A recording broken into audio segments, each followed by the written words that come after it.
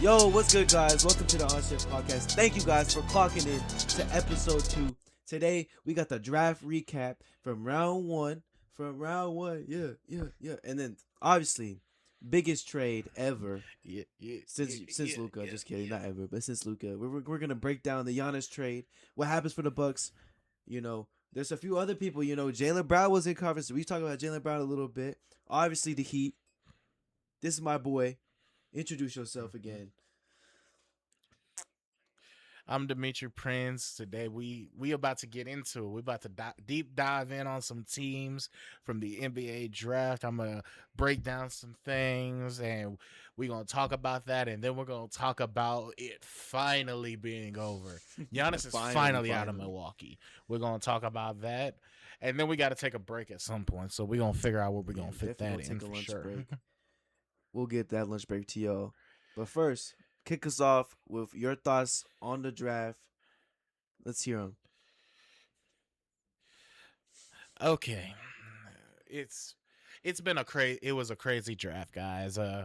This is probably the most stacked draft lineup we've had since about 2018. Potentially. We haven't seen any of them hit the court yet, so we don't know if any of them will actually live up to the expectations. That's a lot of expectations. But I want to start this off. I'm going to talk about 6 teams specifically today from this draft. And just knowing what you know, Xander, I'm going to give you these 6 teams, and then I want you to rank them 1 through 6 on where you think they're going to be in the NBA landscape. We got the San Antonio Spurs, the Oklahoma City Thunder, the Utah Jazz, the Washington Wizards, the Sacramento Kings, and the Dallas Mavericks. What's the time from here? Am I going like based off of like the next 5 years, where I see them in 5 years, or like 10 years, where I see them in 5 years? Where you see them in 5 years? I mean, I think the Jazz, I love Darren Peterson as a pick. Obviously, you know, I think it was a toss-up between. Obviously, everybody said AJ, but like as a Wizard, if you're the Wizards fan, I wouldn't be mad if you picked Darren Peterson. Obviously, that's a great guard. He's gonna get you. He's gonna score. And you know, obviously, whenever Kansas played BYU, he went at AJ every single time he got a chance to, and he did take advantage a few times. So I get it. You know, they wanted AJ first, and I think the Jazz could look. Obviously, we in my lifetime, I've never seen the Jazz good. I don't think they'll be, you know, contenders, but I do feel that they will be, you know, a decent team. So if we're doing a ranking, I probably put them at like 6. I think the Wizards have a way. I think, and then my number 5 is the Kings. Oh, so you think the Jazz are gonna be the worst out of this? Like I just think, you know, where do you go? Like, obviously, you got Keontae George, you know, Larry Markkinen. Like, obviously, those dudes, probably, they might not even be there in 5 years. It's just like, where does that go? Walker Kessler, it's like, what happens? My number 5, though, I think I'm going to put the Kings. I love Darius Acuff. That's my guy. That's one of my picks for, like, my favorite guys in the draft. I love Darius Acuff. I love watching him at Arkansas.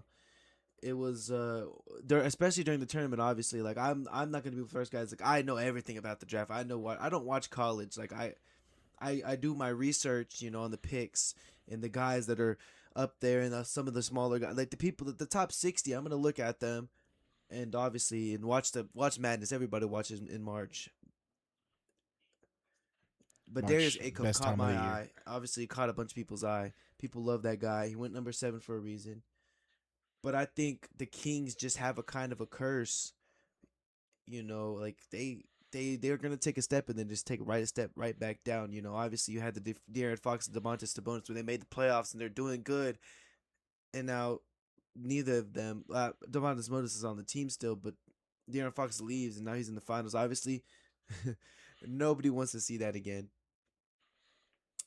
But like, you know, it's kind of my number. That's my number 5. Who are your 6 and 5? Who are your 6 and 5? In your opinion, my 6 and 5. If I had to go in order, I'm going to put the Utah Jazz at number. Not the Utah Jazz. The Sacramento Kings at number 6. I'm gonna I'm putting them at number 6 because this pick left me with more questions than answers. I really don't know if the Sacramento Kings actually have a plan going. Every year, Sacramento seems to be rebuilding and competing, rebuilding and competing. Now they've added another talented guard after having several other talented guards. And I have to ask the question of what makes this 180 different. Nobody doubts whether Akoff is going to be able to score the basketball. He's showing shades of young Kyrie. He's going to be able to score the ball. There's no question about that. But I don't see I feel like you made a pick like a safer pick when there were better options on the board for your team, especially if you were trying to move in a direction. This seems like a directionalist pick. You're just building pieces that can go anywhere at any point when you guys eventually figure it out. And that just leaves more questions than answers for me. So I'm going to put them at number 6. In terms of number 5, I got to put the Dallas Mavericks. I get it. Cooper Flag is there. Cooper Flag is a franchise player already. And Rez is a dog. He's a dog. He's a dog. Yes, he is. But my biggest thing is that they just passed up, like the Sacramento Kings, a lot of better picks that were on the board. They picked, what number 9. Did they pick him at? 9. I think he was like number 5. Yeah. He was 9. He was number 9, and I just believe with the structure that the team has, you didn't bring anybody in that's directly gonna make Flag play better. You still have Kyrie on the team, Klay Thompson. Kyrie's coming off that injury. We already know what Cooper Flag is, but my question is: are you drafting for fit, or are you drafting out of fear? I mean, I think Rez could be a good fit. You know, he's lengthy, tough. He's like he has a lot of he can guard. Probably 1 through 5.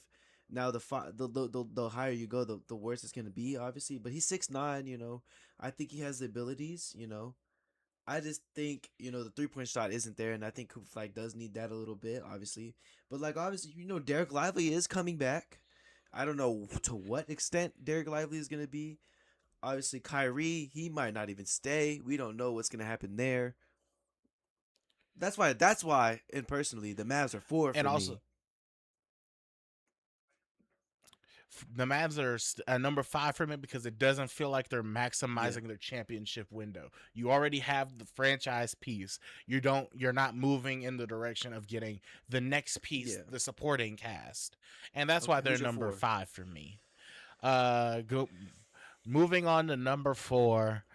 I didn't even give you the full list of teams, did I? Or did I? Yep. I did give you the full list of teams. I'm going to go ahead and go with the Utah Jazz. The Utah Jazz, for me, they made a great pick in Peterson. They've been stockpiling players for years. They got tons of cap flexibility. I believe that they got themselves an elite shooter, an NBA-ready scorer. And he was also the flip-flop for the number 1 overall pick. I don't think there was a loser at 1 or 2 this year. Both great picks. I think both 1 and 2 have both had winners this year. But something to think about going forward is that the NBA just showed us that shot creation, it matters more than ever. And Peterson might be the best fit out of everybody in the top 5 to fill that role. Obviously, once you get past that, they're drafting you for specific reasons. But I believe he will be the best long-term fit if the NBA keeps going in the direction it's going, which I think it's going away from the 3-and-D guards. Definitely. So who do you have at number 4? One of the teams. Kings. You have the Spurs, Thunder, Jazz, Wizards, Kings, and Mavericks. Because this is where... Because number 4, I'm going to put the Mavericks. Number 3 is where I'm going to put the Wizards. I think AJ DeBonza is going to have a great career, honestly. Like, it's unlikely that he'll be a bust. Like, obviously, he might not be a superstar, which is what they're hoping, but I don't know. I think he definitely does have a very great chance of doing that. But also, you know, he has a few weaknesses, but he could become a great, you know, role player. But as of now, they're gonna treat him like a star. And I love Alex Sarr. I love him so much as a player. I love watching him play, and I think him and Alex Sarr is going to be great. And obviously, they just signed Trae Young back for 4 years, and that's going to help AJ DeBonza, especially with that playmaking ability. He's gonna be able to get the ball into AJ's hands in better positions and be able to take a little bit of slack. He's gonna extend the floor a little bit. I'll weigh a bit because he's a very good shooter. Trae Young is, and AJ DeBonza isn't at the best shooter. He's not gross, but he's not great. And I think that it's gonna be a very good help. Obviously, I don't know if Anthony Davis is gonna stay, but if he's there, there's two good, solid NBA players that he can learn from and get the knowledge in. That's why I think the Wizards are my number 3. Wizards are number 3 for me too. The rebuild is finally over. Whether it was good or bad is yet to be seen, but the rebuild is over. You can no longer say you're in rebuild more. Not after you acquire Trae Young, Anthony Davis, and the number 1 pick in AJ. Yep. A franchise wing, a 3-level scorer, a potential MVP candidate. If he lives up to the expectations. If he lives, If he lives up to the expectations. I believe the Wizards really won this offseason with those moves. I don't necessarily agree with the amount of money they paid Trae Young. They did. But again, the league is moving into a shot creating guards. So we're gonna see if this pans out for them. But the hardest thing to find in basketball is a superstar wing. Washington didn't just draft that player; they drafted the hope that they can finally stop being the worst team in the league. The Wizards are notoriously at the bottom. Too bad to compete, but too good to bottom out and finally get the draft spot that they need. And it has to be over at this point. You can't go any further from here. You don't have the cap space anymore, and you don't have and you've had the number 1 overall pick. So if you couldn't have figured it out at this point, I don't know what to tell you. Okay, so back to our top 2. I think I'm not even going to explain much or why. I think, obviously, these two are 2 of the best teams in the league currently. So at number 2, I believe they will be 2 of the best teams in the league number 2 moving forward. This might surprise people. It is the Thunder. As a Thunder fan, I could respectfully put the Thunder second. What? I just think, the future of the Spurs looks a little brighter, just a little bit, because they're a little bit younger, and Wemby alone is just that age. I know you think Wemby's a bust. We all remember that last episode. You said he's a bust, but I think, just that chance that he becomes, a top player, maybe the top player of all time. He's already maybe the best defender ever in some people's eyes, and that's just I love SGA. SGA is so great. Jalen Williams is great. J-Dub is great. Jared McCain has a bright future. The list goes on and on and on, and obviously the picks till I die. They have 50 first-round picks until I die. But the Spurs just have the young talent stacked up and stacked up and stacked up, and that front office gets lucky and lucky and lucky. Obviously, you don't get three of the best centers in their generations by trading for it. They just get lucky. They get the number 1 overall pick in that good draft, and then obviously the past luck, getting Stephon Castle, getting Dylan Harper in the lottery. It's just been good picking, good move. I feel that they were just in the finals. Obviously, they had a chance to become the youngest team ever after the Thunder did it, and I think that just gets improved, especially with the financial problems that the Thunder do run into this year and keep running into more in the future. The Spurs don't do that for another 3 years. That's why I think those 2 go in that order.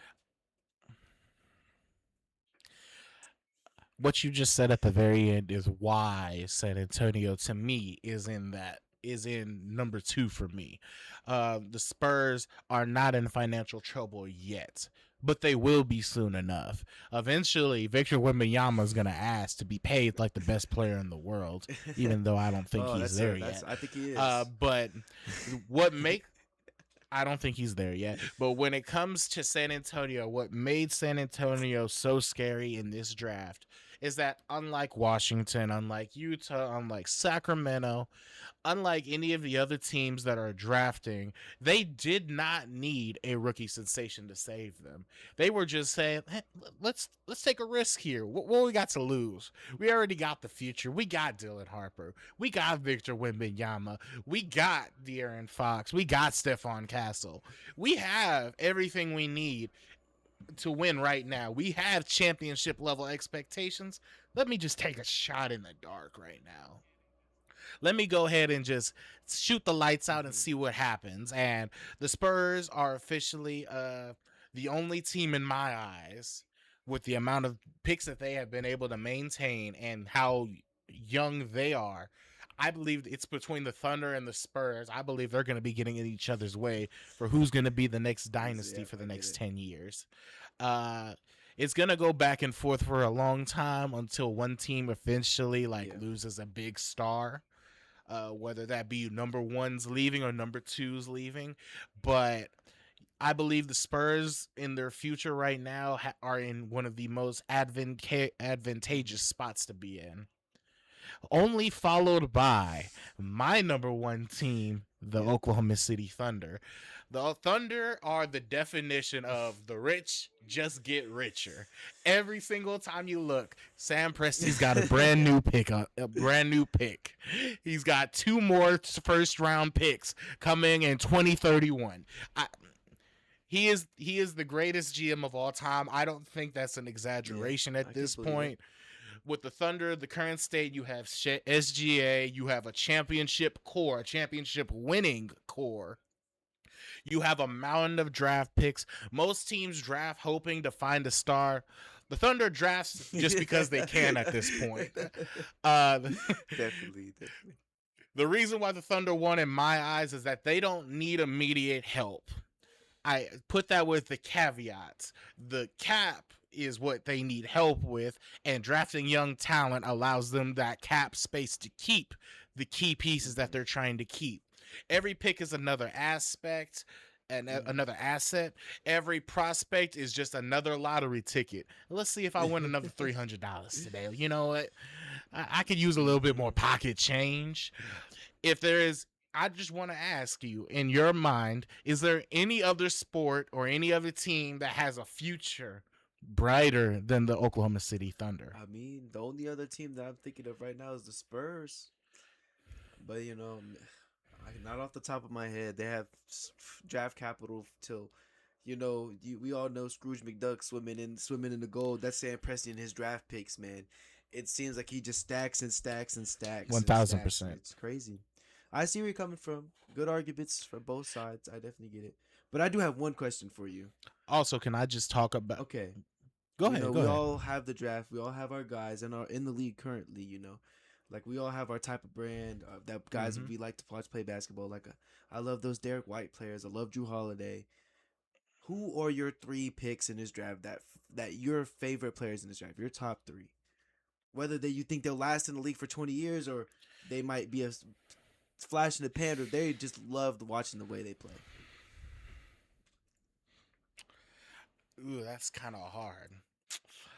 One of them has to be Darren Peterson. Not just because we have the same last name or anything like that, but I do like the way he plays. I love his shot creating. I love watching him play basketball. Following that up with what was his name? He got drafted to the Jazz. His name is slipping my mind right now.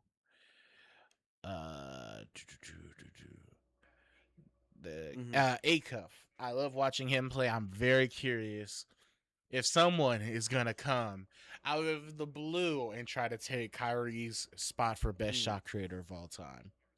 I'm very curious about that. And then I'm gonna go a little controversial. I'm gonna go with Oklahoma City's number 12 overall pick. He has me the most excited. He's already been given the moniker of the Wemby Stopper. I hope that he lives up to the expectations as a Thunder fan, and I will be following his career to see if he ever does reach that plateau.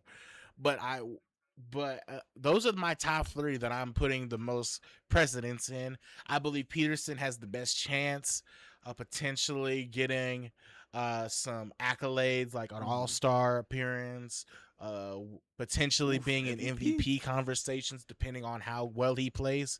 Potentially. I mean, it's a very stacked league nowadays. You got Jokic, you got SGA, you got Victor Wembanyama. You got a lot of players that are up there every single year, and they're always ready to compete.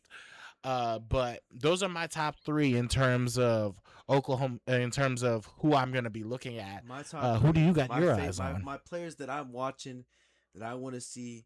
I'm a kind of guy that likes to see, you know, a gritty person. You know, I like the top end talent. Obviously, Kyrie's my favorite player of all time. That's a flashy player. But as I've grown older, you know, watching the Bucks win the championship, I love that Drew Holiday, that kind of build where he can guard 1 through 5, but also he can score. And one of the guys I'm looking at is that Warriors pick and Yaxel Lendenberg. I love the way he plays. You know, he can guard. He's all over the defensive end. He plays in transition. He can get you a bucket if he needs to. But you know, I just love the way he plays. You know, especially why he's 24, so I might get to see him early become that Derek White level role player. Now Derek White that's a high ceiling.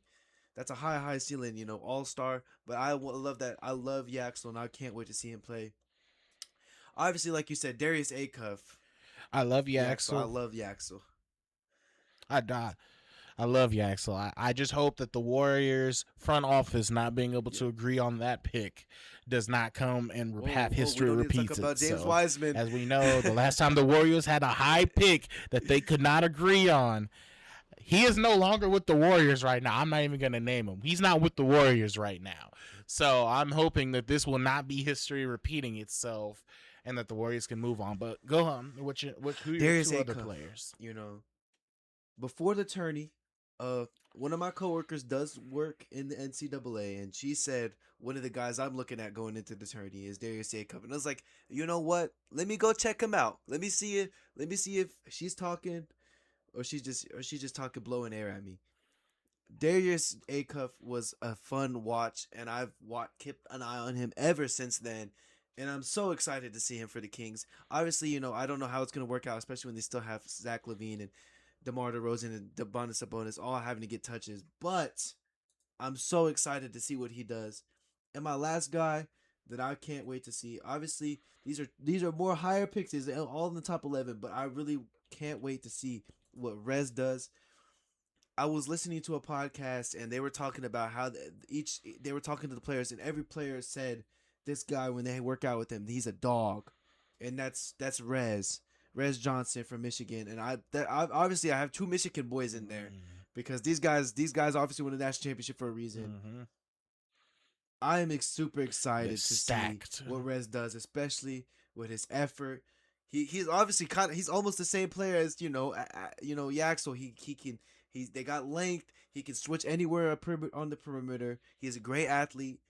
He can finish at the rim. It's like he's this guy. The only thing that's kind of missing from that player that I really enjoy, Drew Holiday, is that 3-point shot. But I think you can develop a 3-point shot. Obviously, you know, Bam did it.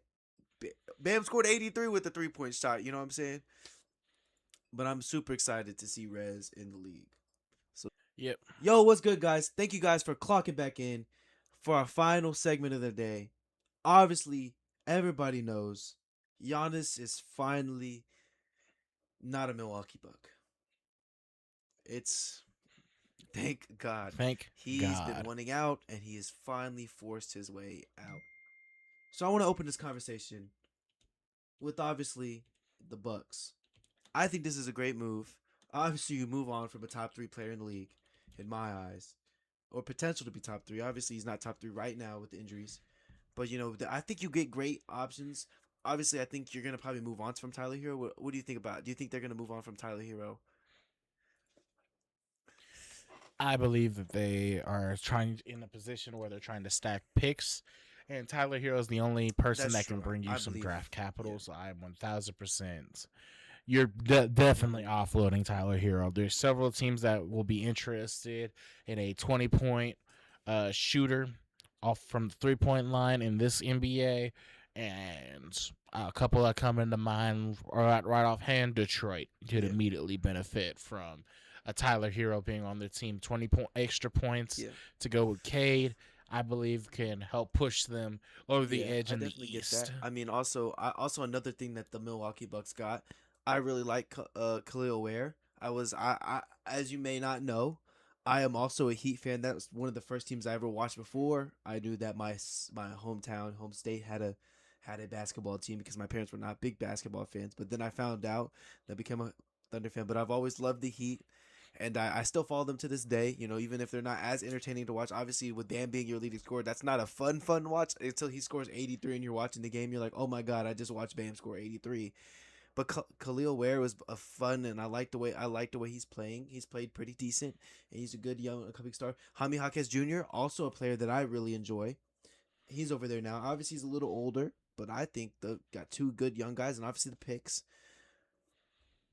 What do you think the Bucks could? Do you think the Bucks could have got any better? I don't think they could have, honestly.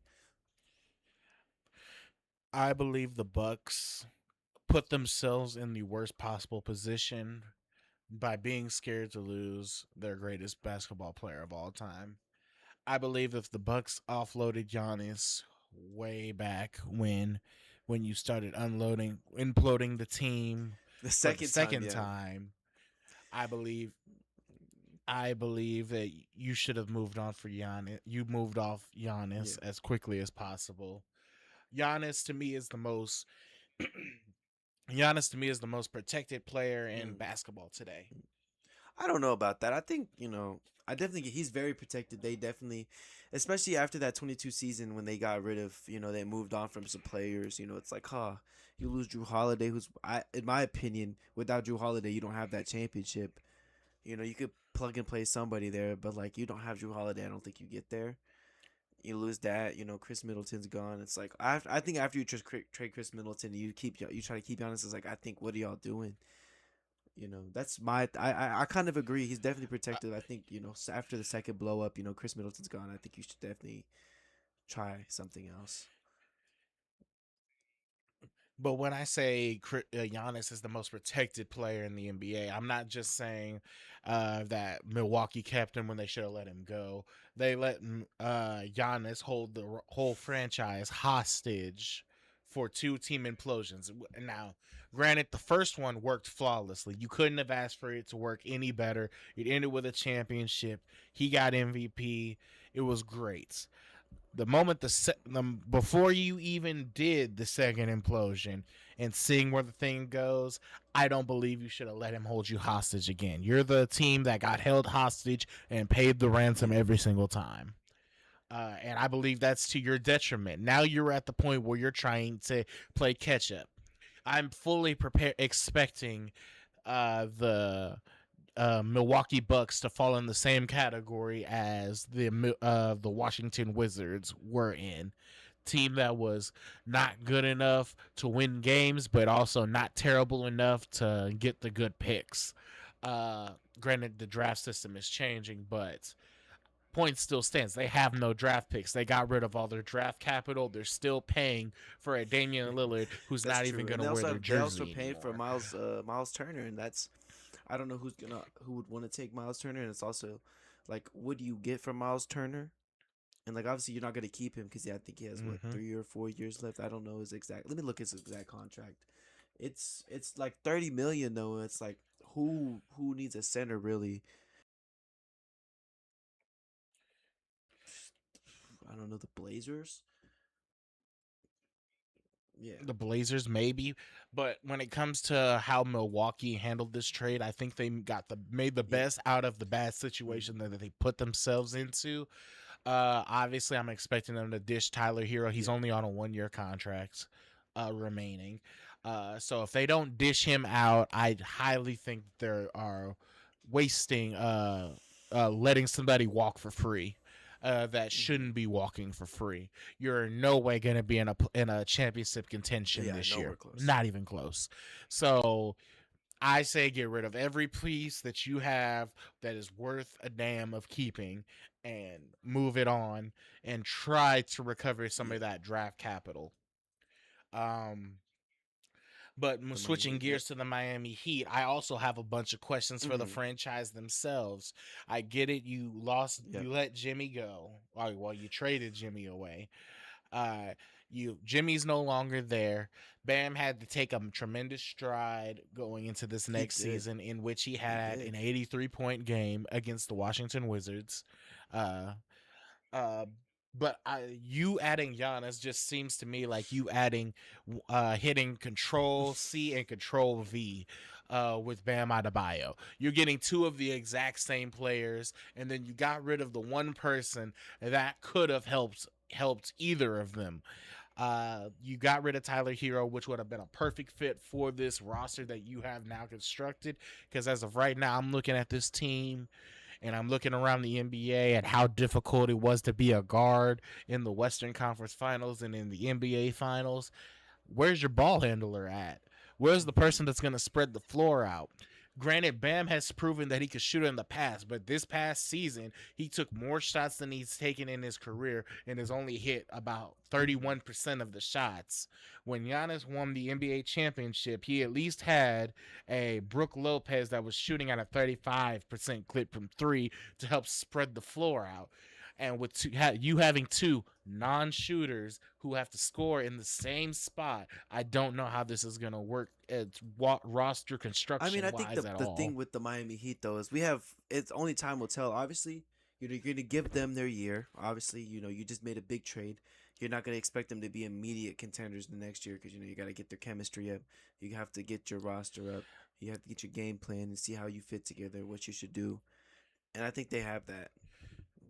I think that's the problem. I think that's the exact problem is that they made this trade not expecting to be a media contender, which to me, if you were going to offload all of this for Giannis, you have to be wanting to be an immediate contender. Giannis has not signed an extension. If I'm not mistaken, his It contract does. ends after this year. You only have one guaranteed attempt at doing this, and you do not have the roster that is built to win with him.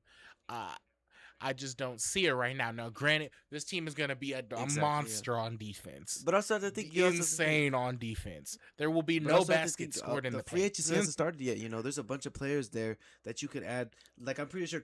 I think everybody knows Chris Middleton's a lock to be a part of the Miami Heat come next season.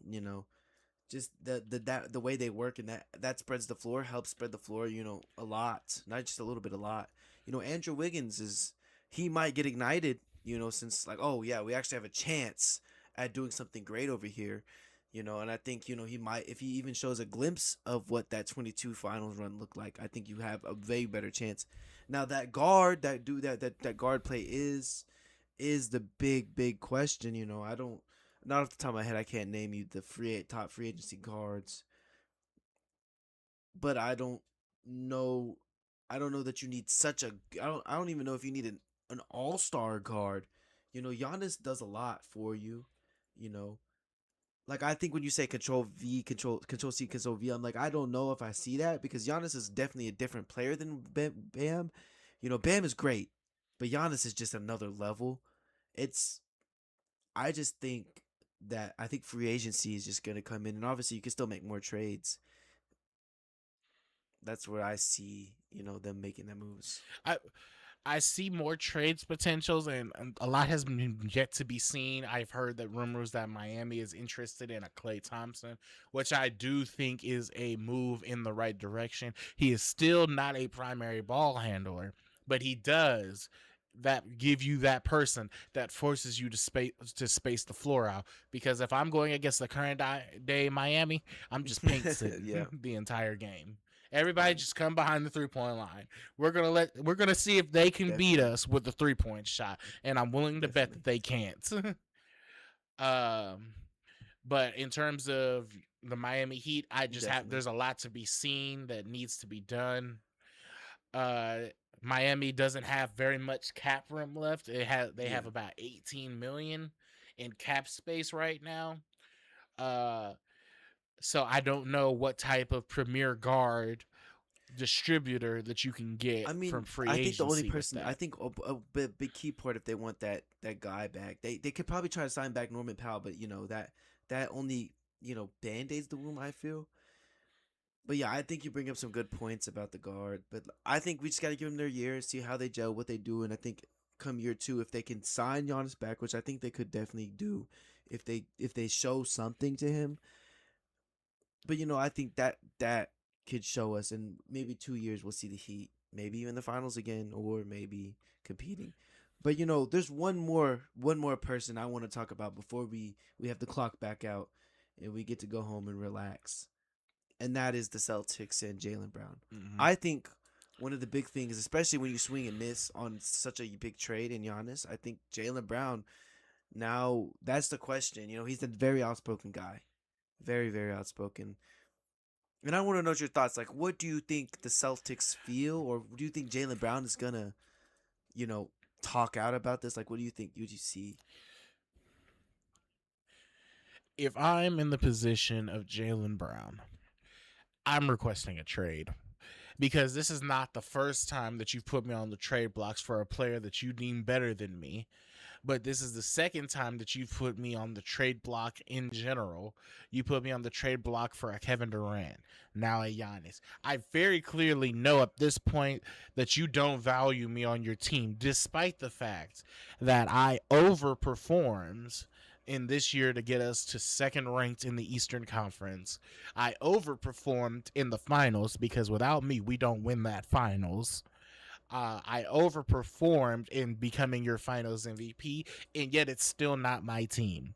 I believe that if the roles were reversed and Jaylen Brown got hurt and Jason Tatum had to carry the team, they don't finish number 2. They may finish like number 9. Ooh, 8. that's crazy. It's still a very good. That's it's a crazy. very good constructed team, but Jason Tatum has proven that he can't carry for long stretches. He has these hot streaks, but the cold is very it's frigid. I mean, I don't know about the whole Jason Tatum thing, but I definitely agree with like the Jaylen Brown. I think you do have to request it, but the problem is I just don't know who would want to take. Like, I think I know who wants Jaylen Brown. Obviously, if as a Blazers, the Blazers want him. Atlanta wants him.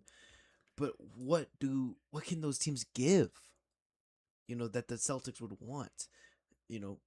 I don't know what they could give legitimately. Like, obviously, like because the problem is, like, they do have draft capital. They're young teams. The Atlanta Hawks just prove, they're obviously the only one of the teams to get a win against this Knicks team that went, what was it, 16-3. But like, what does the Celtics? Because the Celtics are trying to contend now. They're not trying to contend in the future. They're trying to contend now. So what do you get? And yet you're trying to get rid of one of your best, your arguable. But hear me out. That's for Giannis. I'm taking. I'm sorry. I love you, Jaylen Brown. If you ever see this podcast, I know you won't. Giannis is a better player. Giannis is an MVP. Giannis can carry a team. We've seen that he can't in the recent years. He won a championship. Jaylen Brown could at least carried them to the playoffs on being a second seed. Nobody says, "Oh, Jaylen Brown's the best player in the world. Jaylen Brown's a top 5 player." Nobody says that. When was the last time Giannis was ever last time he was healthy? It's been like 2020. I promise you. No, he was healthy for the last 3 years. So like, last 2 years. I think last 2 years. I think I'm taking Giannis, but I don't know where Jaylen Brown could go. Sure, but as Jaylen Brown, you have to feel slighted. You have to feel betrayed. You gave your all to this team. You even took major steps forward in proving your value, and yet you still are the one on trade block. I don't know how you could logically say I'm going to take a returning from injury Jason Tatum over a healthy Jaylen Brown. That doesn't make any sense to me. But hey, what do I know? I'm not a GM. In terms of unrestricted free agents, we could talk about this more in the next episode. But I'm just looking at the list of unrestricted free agents. We still don't know the destination for LeBron. He's an unrestricted free agent. Zach LaVine has a player option. James Harden has a player option. I don't see James Harden opting out anytime soon because he's not making that money anywhere else. CJ McCollum is an unrestricted free agent. Chris Middleton is an unrestricted free agent. Kristaps Porzingis is an unrestricted free agent. There's a bunch of people that are coming out on the contract. So we have a whole bunch of people signing. Draymond Green has a player option. Don't see him opting out of that. But there are options out there to help make these teams better.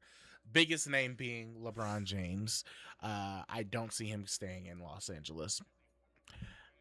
As a former Lakers fan, I hope he doesn't stay in Los Angeles. All he's gonna do is eat up cap space so they can't solve the problem. Crazy take. And you know what? That's the way I like to leave things, on a cliffhanger. We'll have more on free agency and more on shift, more time on the clock. But for us, that's me clocking out. I'm gonna leave you with Dimitri. I'm clocking out too. I'm gonna clock out too. I'm not getting paid overtime for this. I'm Dimitri Prince with the Odd Shift Podcast, and we're clocking out officially. I'll see y'all next time.